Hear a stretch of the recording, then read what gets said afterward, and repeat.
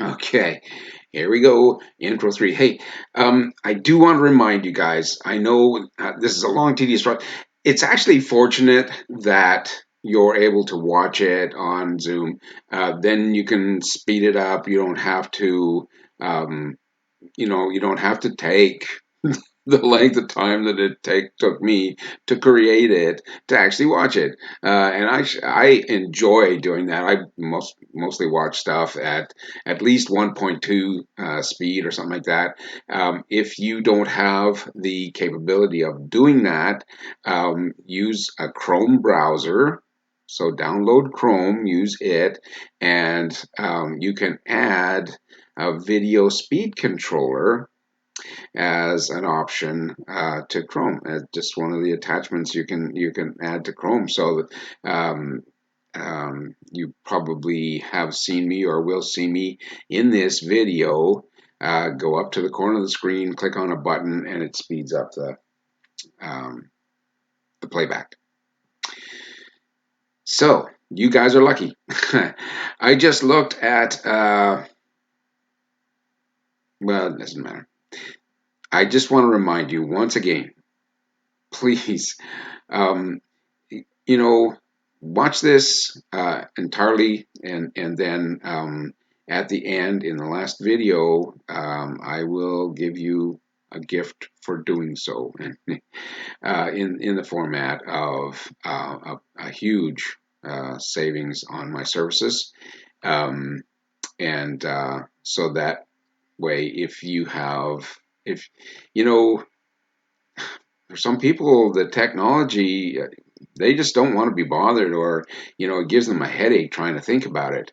That's what I'm here for. That's what I do. That's what I'm good at. And I've spent a year and a half learning how to do marketing, and um, I'm way ahead of the curve as far as most marketers are concerned.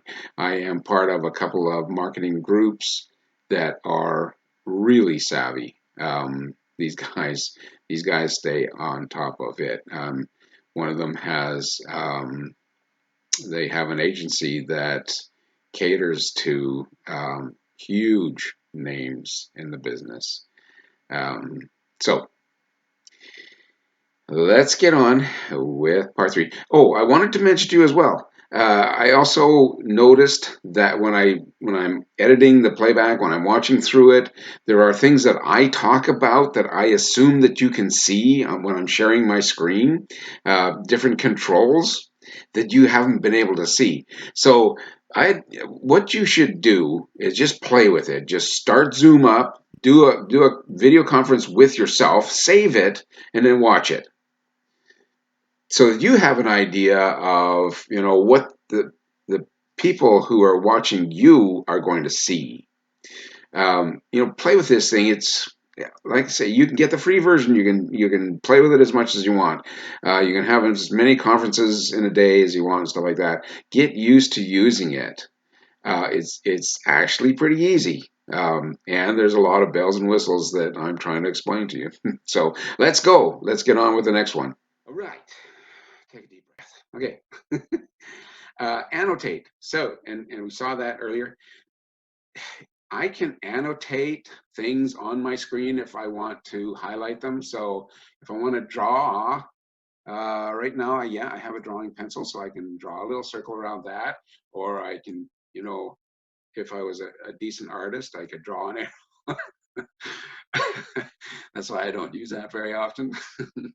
You can select things. You can put a text box in there and write things uh, to audience just to point stuff out, right? Okay, so, and then if you want to clear, you can clear all the drawings or just my drawings or viewers drawing.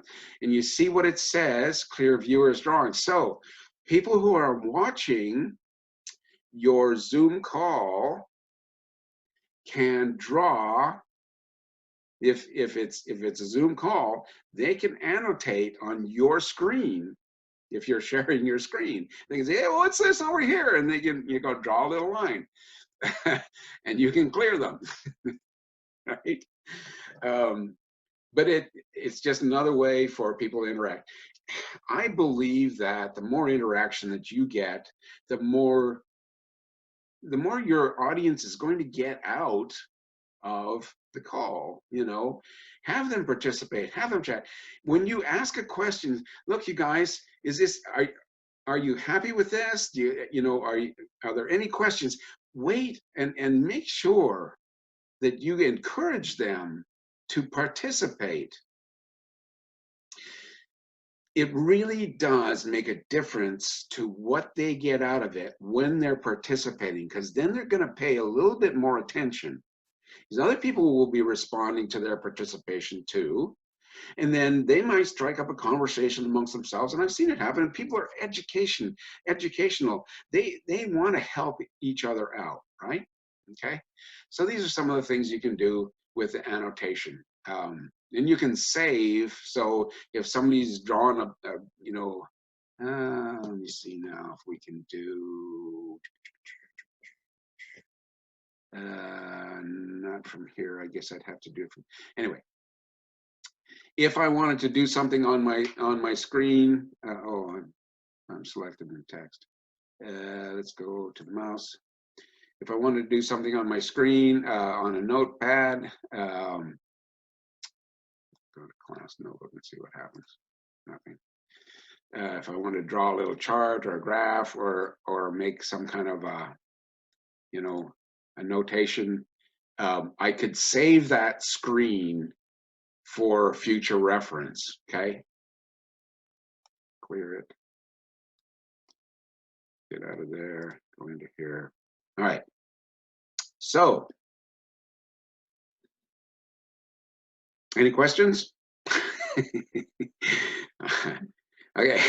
Yeah, if you put, and that's another thing your audience actually can do, is they can put their hand up if they have a question.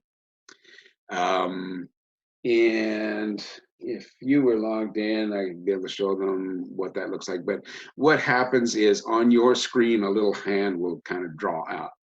And you'll know that somebody's wants to ask a question. I lost somewhere, and I was trying to follow along with you, but I can't figure out what you're doing.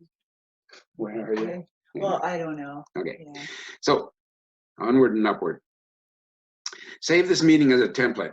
So if you don't want to keep having to go through and click on the buttons and things like that, you could save this as a template and then go back later when you're scheduling a meeting, you just use this template, right? And then if you want to put a poll in, which is, I think, a pretty good idea for audience participation. If you're going through your program and you want to ask a question, what do you think about this? Or have you had that experience? Or is this a yes for you or a no for you? Or out of these three things, which is your favorite? That kind of thing. Again, more participation equals more learning, okay? And then you can delete the meeting. And then, so let's look in here. When you add a poll, you type questions and then you put in optional answers. So you can see that there's a bunch of different things you can do. I don't know if there's a limit to the questions. I kind of, doubt that there is, but do you want to have user information in the poll anonymous? So if you're asking a delicate question, like, how many times you had sex in the last week, you might not want the answers to be anonymous. Just saying. Okay. All right. So